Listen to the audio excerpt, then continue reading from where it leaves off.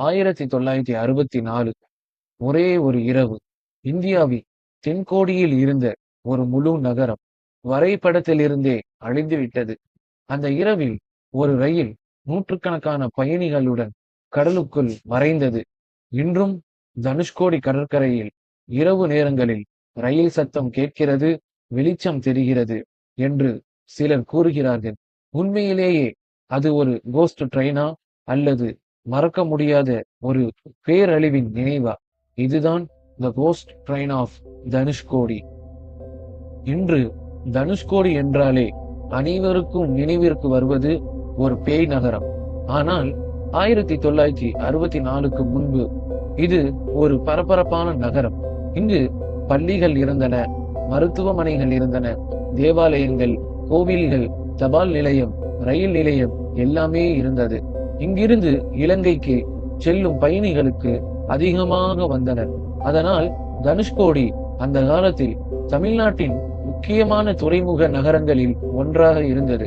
யாருக்கும் தெரியவில்லை, இன்னும் சில நாட்களில் இந்த நகரம் வரலாறாக மாறப்போகிறது என்று.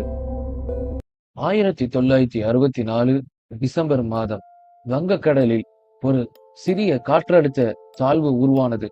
முதலில் யாரும் அதை பெரிதாக எடுத்துக்கொள்ளவில்லை.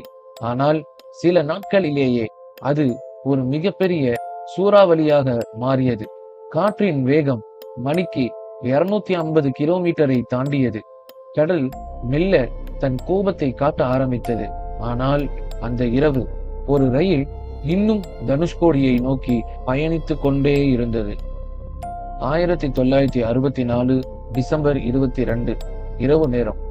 Pamban to Dhanushkodi passenger train number 653 வழக்கம் போல தனது பயணத்தை தொடர்ந்து கொண்டிருந்தது.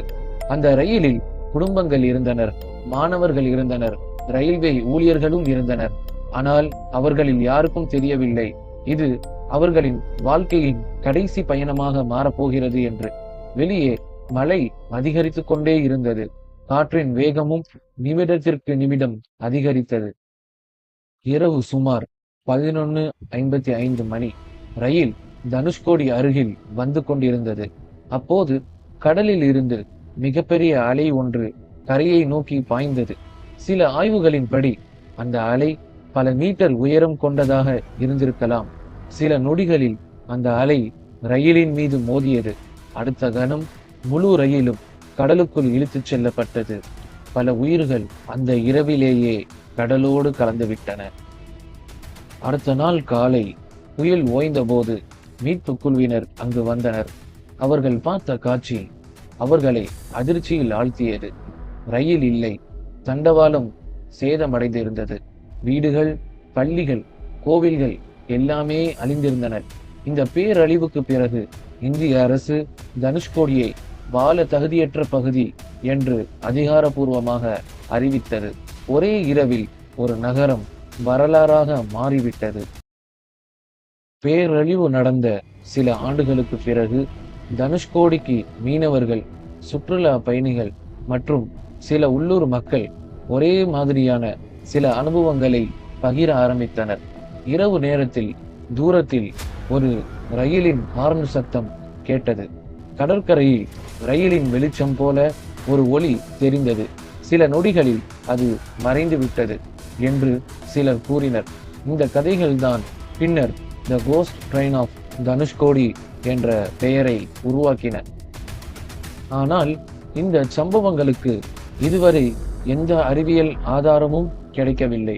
பல ஆய்வாளர்கள் இரவில் கடலின் சத்தம், பலமான காற்று, மூடு பனி மற்றும் ஒளியின் பிரதிபலிப்பு இவை சேர்ந்து மனிதர்களுக்கு ரயில் வருவது போன்ற உணர்வை ஏற்படுத்தலாம் என்று கூறுகின்றனர். அதனால் கோஸ்ட் ட்ரெயின் என்பது உறுதிப்படுத்தப்பட்ட உண்மை அல்ல. அது பேரழிவை சுற்றி உருவான ஒரு உள்ளூர் மர்ம கதை. 1964 ஒரு புயல் ஒரு ரயிலை மட்டுமல்ல, ஒரு முழு நகரத்தின் எதிர்காலத்தையும் பறித்து சென்றது.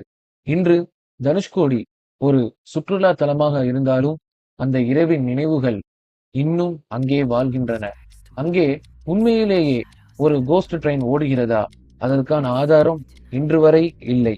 ஆனால் அந்த பேரழிவின் கதை இந்திய வரலாற்றில் என்றும் மறக்க முடியாத ஒரு அத்தியாயமாகவே இருக்கும்.